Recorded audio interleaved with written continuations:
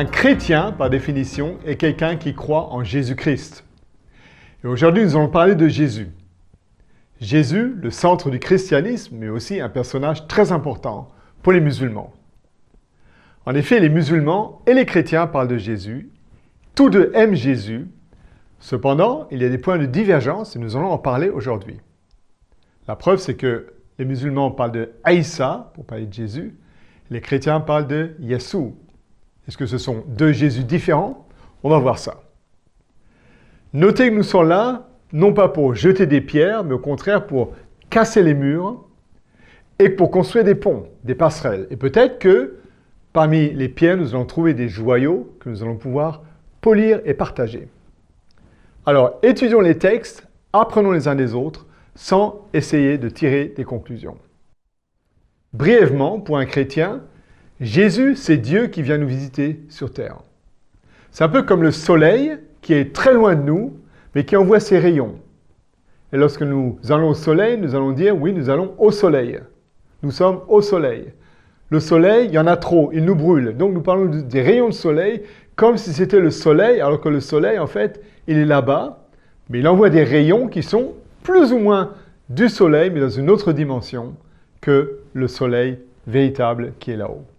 Vous voyez, pour comparer un peu Dieu et Jésus. Dieu envoie quelqu'un qui devient un homme, Jésus, c'est lui, Emmanuel, qui vient nous voir pour nous montrer Dieu. Et d'ailleurs, il va dire, celui qui me voit, voit Dieu. Jésus, dans la Bible, a tous les attributs de Dieu. Il est appelé Dieu à plusieurs reprises. Et ça, on va l'étudier la prochaine fois, donc vous cassez pas la tête, et on verra que le Coran, en fait, dit à peu près la même chose. Donc on ne va pas se bagarrer maintenant, attendez un petit peu, on va étudier Jésus dans la Bible et dans le Coran. Ce qu'on va faire maintenant, c'est tout simplement regarder ce que Jésus n'est pas, ou bien qui Jésus n'est pas. Car en effet, lorsque les musulmans et les chrétiens parlent de Jésus, il y a des pierres d'achoppement. Les musulmans en général vont nous dire que eux aussi, ils aiment Jésus. Ils aiment tous les prophètes, donc Adam, Noé, Abraham, Jésus. Et ils vont ajouter, mais Jésus n'est pas le Fils de Dieu, et Mohammed le dernier des prophètes. Alors, on va voir ces pierres d'achoppement typiques. L'enjeu est le suivant. Premièrement, l'islam dit un seul Dieu. Deuxièmement, Dieu n'a pas de partenaire.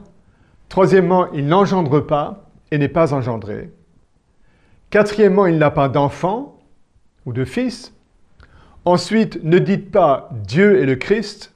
Et finalement, Dieu ne peut pas mourir. Quelques textes du Coran très connus à ce sujet-là. Al-Ikhlas dit Allah est l'unique, Allah l'absolu. Il n'engendra pas et ne peut être engendré. Nul ne lui est semblable. An-Nisa, verset 171, « Ô gens du livre, n'exagérez pas dans votre religion. Ne dites d'Allah que la vérité. Le Messie, Jésus fils de Marie, n'est qu'un messager d'Allah. Sa parole qu'il envoya à Marie est un souffle venant de lui. Croyez donc en Allah, en ses messagers, et ne dites pas trois. Arrêtez. Ce sera meilleur pour vous. Allah n'est qu'un Dieu unique, il est trop glorieux pour avoir un enfant. » Bientôt, nous allons étudier ce texte en détail. Donc, je ne veux pas y revenir maintenant. Attendez, soyez patients. Je vais prendre trois textes très importants du Coran. L'un d'entre eux, c'est celui-ci, qui sont les textes les plus difficiles dans le dialogue entre chrétiens et musulmans. Donc, nous le citons simplement sans nous y attarder. Un autre texte, Al-Maïda, 72 et 73. Ce sont certes des mécréants, ceux qui disent, en vérité, Allah, c'est le Messie, fils de Marie. Alors que le Messie a dit aux enfants d'Israël, adorez Allah, mon Seigneur et votre Seigneur. Quiconque associe à Allah d'autres divinités, Allah lui interdit le paradis et son refuge sera le feu. Et pour les injustes, pas de secours. Verset 73. Ce sont certes des mécréants, ceux qui disent, en vérité, Allah est le troisième de trois, alors qu'il n'y a de divinité qu'une divinité unique. Et s'ils ne cessent de le dire, certes, un châtiment douloureux touchera les mécréants d'entre eux. Donc le Coran est très clair à ce sujet. Deux autres textes, An-Nisa 116, Allah ne pardonnera pas à ceux qui se placent un Dieu à ses côtés. Quiconque place un Dieu à ses côtés c'est vraiment égaré, loin. Et finalement, à l'An'am 101, Créateur des cieux et de la terre, comment aurait-il un enfant quand il n'a pas de compagne? C'est lui qui a tout créé, il est omniscient. Donc voilà les textes classiques que les musulmans connaissent pour montrer ce que Jésus n'est pas lorsqu'il parle avec des chrétiens. Avant de répondre à ceci, j'aimerais faire 2 remarques. La première, c'est que le plus important dans ces discussions n'est pas de savoir qui est Jésus. Eh oui, ça vous paraît bizarre, mais un docteur une fois m'a sauvé la vie, je ne connais même pas son nom. L'important, c'est qu'il m'a sauvé la vie. De même, dans l'Évangile, nous avons l'histoire d'un homme qui était né aveugle, une histoire que nous trouvons dans Jean chapitre 9, et qui est reprise dans le Coran d'ailleurs, à 2 reprises. Cet homme, Jésus le visite et lui ouvre les yeux. Alors, toute la presse de l'époque arrive en posant les questions. Qu'est-ce qui est arrivé? Qui? Quoi? Comment? Où? Et ce brave homme n'a aucune réponse à donner car il ne sait pas. La seule chose qu'il dit, c'est que Jésus est un prophète. Ce qui va plaire aux musulmans d'ailleurs, puisque les musulmans disent que Jésus est un prophète. Et d'ailleurs, ils n'ont pas tout à fait tort. Mais ça, on en parlera plus tard. Mais à un certain moment, cet homme en a assez de tous ces gens qui l'interrogent, qui posent ces questions. Et il dit une chose, il dit « Je ne sais pas ce qui s'est passé, je ne sais pas qui est ce Jésus. Mais il y a une chose que je sais. J'étais aveugle et maintenant, je vois. » Et c'est peut-être là qu'il faut parler des points communs que nous avons au sujet de Jésus. En tout cas, musulmans et chrétiens savent que Jésus est vivant, qu'il est monté au ciel d'une manière ou d'une autre, qu'il vit auprès de Dieu, qu'il va revenir, et que quand il était sur terre, il faisait des miracles. Donc ça, ce sont les points communs que nous avons. Est-ce que ces points communs sont importants? Bien sûr que oui.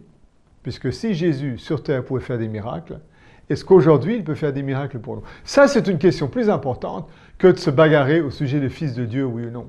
On va le faire, bien sûr, on va donner des explications. Mais je vous répète, le plus important pour moi, c'est ce que Jésus a fait dans ma vie. Et je peux vous dire une chose, c'est que si vous demandez à Jésus de vous aider, il va vous aider. Jésus est vivant, il peut faire des miracles pour vous aujourd'hui. Deuxième réflexion. Un jour, Jésus demande à ses disciples, « Qui pensez-vous que je suis ?»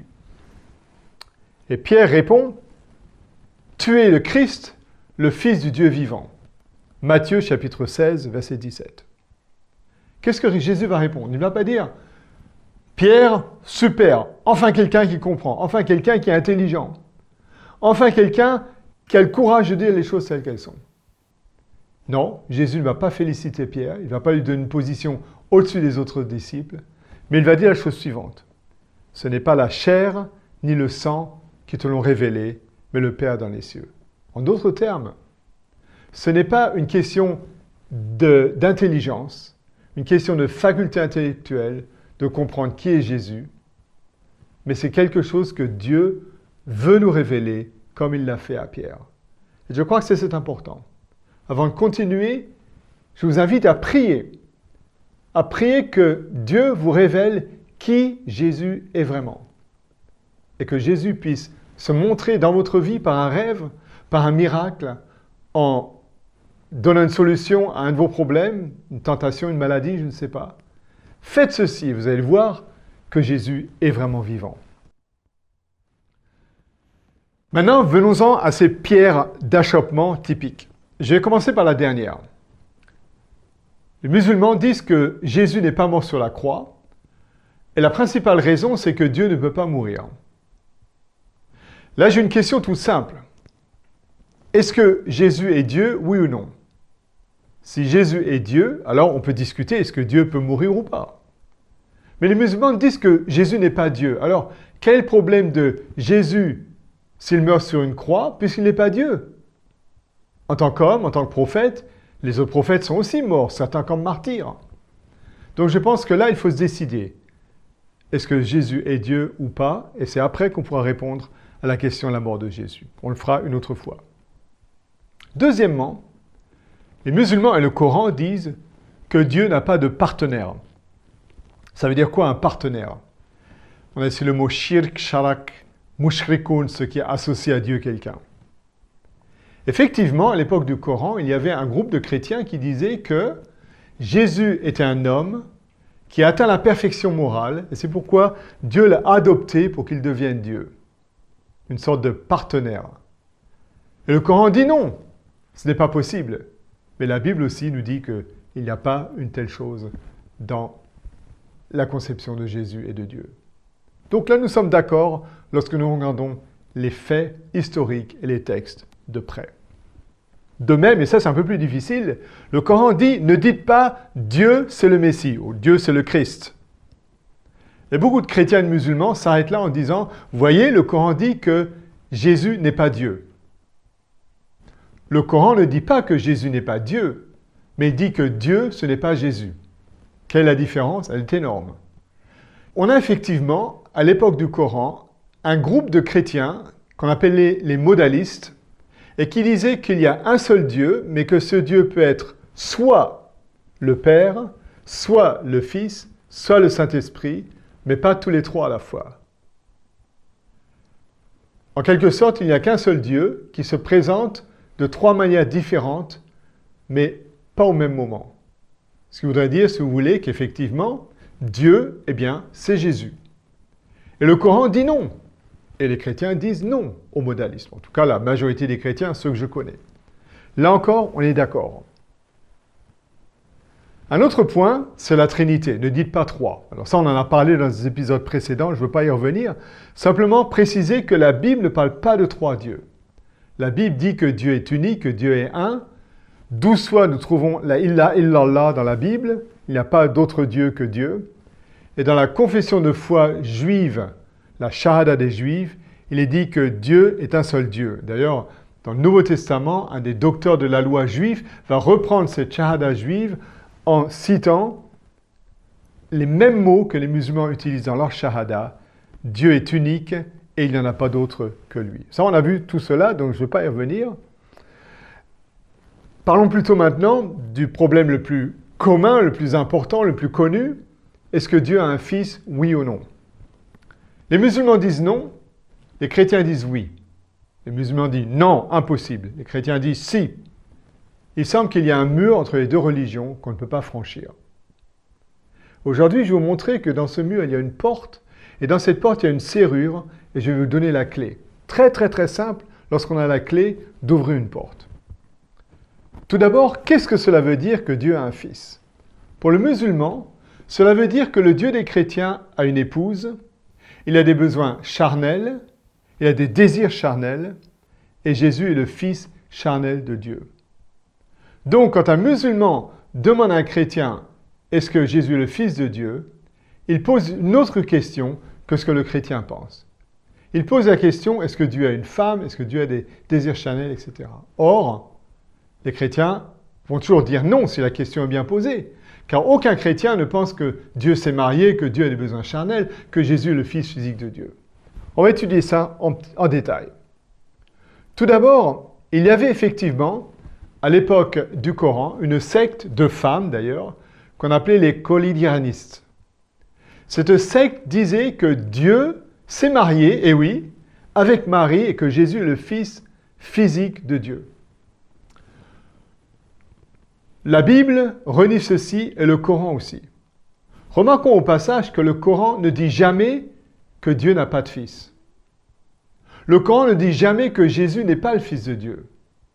Ce que le Coran dit, c'est que Dieu n'a pas de femme et qu'il n'a pas d'enfant. Relisons les textes. Al-An'am 101. Créateur des cieux et de la terre, comment aurait-il un enfant puisqu'il n'a pas de compagne? C'est lui qui a tout créé et il est omniscient. Le Coran dit que Dieu n'a pas d'enfant parce que Dieu n'a pas d'épouse. Mais le mot « fils » peut signifier un fils charnel, mais encore autre chose. On y revient tout de suite. Il est vrai que certains chrétiens appellent Marie la mère de Dieu. Et ça, c'est un problème, mais ce n'est pas quelque chose de biblique. Au Concile d'Éphèse en 431, il a été décidé que Marie était Théotokos, celle qui a enfanté Dieu. Cette idée a été reprise au concile de Chalcédoine en 451, donc 20 ans après, puisque beaucoup ont protesté, en particulier le fameux théologien qui s'appelait Nestor. Le premier jour, on l'a mis à la porte et on a réitéré le dogme de Marie Théotokos. On va revenir sur Nestor. C'est pour ça que je vous le dis, parce que 100 ans après, l'empereur Justinien, au second concile de Constantinople en 553, va obliger tous les chrétiens de l'Empire romain qui n'acceptent pas la théologie de Marie, Mère de Dieu, à quitter l'Empire romain. Beaucoup vont partir au Maghreb, donc en Afrique du Nord, mais la plupart vont partir en Asie mineure, au Proche-Orient. On va les appeler les Nestoriens. Donc des chrétiens qui ne croyaient pas dans la théologie de Marie, Mère de Dieu. Et c'est à ce moment-là que le Coran arrive en disant que Dieu n'a pas d'épouse. Vous voyez comment le Coran répond, non pas en critiquant ce que la Bible dit, mais en critiquant ce que certains chrétiens disent et qui n'est pas biblique. Car la Bible ne dit jamais que Dieu a une femme, etc., comme on vient de le dire. Donc, vous voyez que le problème des fils de Dieu, c'est un faux problème. C'est un problème qui n'existe pas si nous nous écoutons les uns les autres. Il faut poser les bonnes questions et s'accorder sur les points communs, à savoir que Jésus n'a pas eu de père humain, Dieu n'est pas le père physique de Jésus, Dieu était conçu par le Saint-Esprit, et je parle ici de la Bible et du Coran. Dans les deux révélations, Marie était vierge au moment où Jésus est né, et Jésus est sans péché. Il s'agit donc ici d'un problème non pas d'ordre théologique, mais d'ordre linguistique. Je vais vous expliquer cela. Lorsque j'étais petit, on habitait à Paris avec mes parents, et dans le quartier où on habitait, il y avait beaucoup de juifs. Et à l'époque, il n'y avait pas de charcuterie halal, donc on allait acheter le saucisson chez les juifs. Et les juifs me disaient « Goûte mon fils ». J'avais 8 ans et je leur disais hey, « mais attends, je ne suis pas ton fils ». Et le juif m'a expliqué que dans l'esprit judaïque, le fils, c'est une image qu'on emploie pour quelqu'un qu'on aime bien, quelqu'un qui nous ressemble. C'est vrai que je ressemble un peu à tous les orientaux. Donc, le mot fils n'est pas à prendre à la lettre. D'ailleurs, si vous allez dans les Caraïbes, ou si vous venez des Caraïbes, en tout cas dans les Caraïbes anglophones, on peut dire à tout homme qu'on voit « Hi brother »,« Hey frère », même si ce n'est pas votre frère. En Afrique, toute femme, on l'appelle maman, même si elle n'est pas notre maman. En français, je dis à toute femme madame, même si elle n'est pas madame. C'est une image. Le président de la République, président, en latin president, celui qui est assis devant. Alors quand le président de la République se lève, il n'est plus président ou quoi? Non, c'est une image. De même qu'on va dire, vous êtes mon bras droit, ça ne veut pas dire qu'on va aller à l'hôpital, ils vont mettre ici. Non, c'est une image. On emploie énormément d'images dans notre langage. Et Jésus, fils de Dieu, est tout simplement une image. D'ailleurs, c'est une image qu'on va retrouver dans le Coran. Le Coran parle d'un voyageur comme le fils de la route, Ibn Sabil, Al-Baqarah 177. On va parler des Kabyles en Algérie ou au Maroc comme les fils de la montagne. On va parler des Égyptiens comme les fils du Nil. Et un enfant qui n'est pas sage, sa maman va lui dire « Ibn Shaitan », fils de Satan. Est-ce que ça veut dire que la maman a eu une histoire avec le diable? Non, pas du tout, c'est une image. Le fils se comporte comme un petit diable. Voilà l'idée. Est-ce que dans la Bible, nous avons le même phénomène linguistique? Absolument. Par exemple, Genèse 17.1, Abraham était fils de 99 ans. C'est une expression qu'on trouve souvent pour dire telle personne avait tel âge. Fils de 99 ans, ça veut dire quoi? C'est une image. Dans Esdra, au chapitre 2, verset 1, les gens de la province sont appelés Bane al-Medina. Important parce que nous avons le mot Madina pour la province, donc les fils de la province. Est-ce que la province est une femme? Bien sûr que non. Esdra 6, 19, les fils de la captivité, même chose. Dans le Nouveau Testament, Jésus sera appelé fils du Très-Haut. Luc 1, 32, il sera grand et il sera appelé fils du Très-Haut. Le Seigneur Dieu lui donnera le trône de David, son ancêtre. Déjà dans l'Ancien Testament, Israël est appelé fils de Dieu. Osée chapitre 11, verset 1. Dans 2 Samuel 7, 14, Salomon, Suleiman, est appelé fils de Dieu. Retourne au Nouveau Testament. Dans les Actes au chapitre 13, au verset 10, Paul appelle un sorcier fils du diable.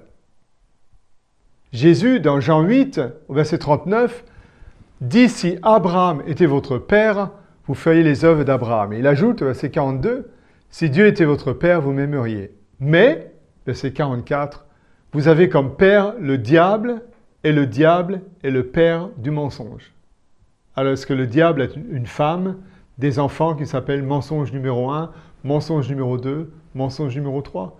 Bien sûr que non. Ce sont des images. Et un texte très important à mon avis, 2 Corinthiens 1, verset 3, où Paul nous dit « Béni soit Dieu, le Père de notre Seigneur Jésus-Christ ». Si on s'arrête là, tout le monde est content. En tout cas, les chrétiens, en disant, voyez, la Bible dit que Jésus est le Fils de Dieu parce que Dieu est le Père de notre Seigneur Jésus-Christ.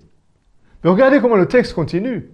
Béni soit Dieu, le Père de notre Seigneur Jésus-Christ, virgule, le Père de la compassion. Alors, est-ce que Jésus a un petit frère ou une petite sœur qui s'appelle la compassion? Bien sûr que non, ce sont des langages imagés pour exprimer quelque chose de très précis. Et les Juifs l'ont très bien compris, car dans Jean 5, verset 18, alors que Jésus appelait Dieu son Père, voici ce que nous lisons dans la Bible. Voilà pourquoi les Juifs cherchaient encore plus à le faire mourir. Parce que non seulement il violait le sabbat, mais il appelait aussi Dieu son propre Père, se faisant lui-même égal à Dieu. Les Juifs ont donc très bien compris que lorsque Jésus s'appelait Fils de Dieu, il ne voulait pas dire que Dieu avait une femme, ou que Dieu avait des enfants, qu'il avait des désirs charnels, mais que Jésus se faisait égal à Dieu. En d'autres termes, Jésus est plus que le Fils de Dieu, il est Dieu. On va y revenir, vous n'en faites pas. Mais en tout cas, Dieu n'a pas de besoin physique, il n'a pas de femme. Ça, c'est le plus important pour l'instant. 2 points et on a fini. Le Coran dit « Dieu n'engendre pas et n'est pas engendré ». Les chrétiens se réfèrent à un texte de la Bible, dans les psaumes Zabour de Daoud. Il est dit au psaume 2, verset 7, « Tu es mon fils et je t'ai engendré aujourd'hui ». Effectivement, ce texte est repris 3 fois dans le Nouveau Testament et appliqué à Jésus. Mais par contre, il faudrait voir comment les écrivains du Nouveau Testament appliquent ce texte à Jésus. Qu'est-ce que ce texte « Tu es mon fils, aujourd'hui je t'ai engendré » signifie pour eux? Premièrement, dans Actes 13, 33, il est dit que Jésus a été ressuscité. Comme il est dit dans le psaume 2, « Tu es mon fils, je t'ai engendré aujourd'hui ». Donc il s'agit de la résurrection de Jésus. Dans Hébreux 1, verset 5, il est dit que Jésus a été placé au-dessus des anges, en référence au psaume 2, verset 7. Et dans Hébreux 5, 5, il est dit que Dieu a promis à Jésus qu'il serait souverain sacrificateur. Comme il est dit, « Tu es mon fils, je t'ai engendré aujourd'hui ». Ce qui veut dire que 3 fois dans le Nouveau Testament, ce texte s'applique à Jésus, mais pas dans le sens d'un acte charnel, mais d'une promesse. Pourquoi? Parce qu'en hébreu, et dans beaucoup de langues, même en français, nous avons les mêmes mots pour l'acte sexuel et pour un témoignage. En latin, testus, testostérone, etc. Mais aussi le témoignage qui est le même mot. Ce sont les mêmes mots en hébreu dans d'autres langues. Pourquoi? Parce que lorsque les gens témoignaient à l'époque, quand ils juraient quelque chose, quand ils promettaient quelque chose, ils devaient mettre la main sur les parties génitales de l'autre personne. Ce qui veut dire qu'on devrait traduire Psaume 2, 7, non pas « Tu es mon fils, je t'ai engendré aujourd'hui », mais « Tu es mon fils, aujourd'hui, je te l'ai promis ». OK? En conclusion, nous avons vu que les principales pierres d'achoppement entre les musulmans et les chrétiens qui concernent Jésus, on peut facilement les ôter de notre chemin lorsqu'on les regarde de près et qu'on voit ce que la Bible et le Coran disent vraiment. Et la prochaine fois, nous allons voir qui est Jésus dans la Bible et ensuite qui est Jésus vraiment dans le Coran. Donc nous allons apprendre, chrétiens, musulmans. Je vous invite donc à me suivre, à vous abonner et surtout à poser vos questions sur ce sujet. Merci beaucoup. Salamu alaikum.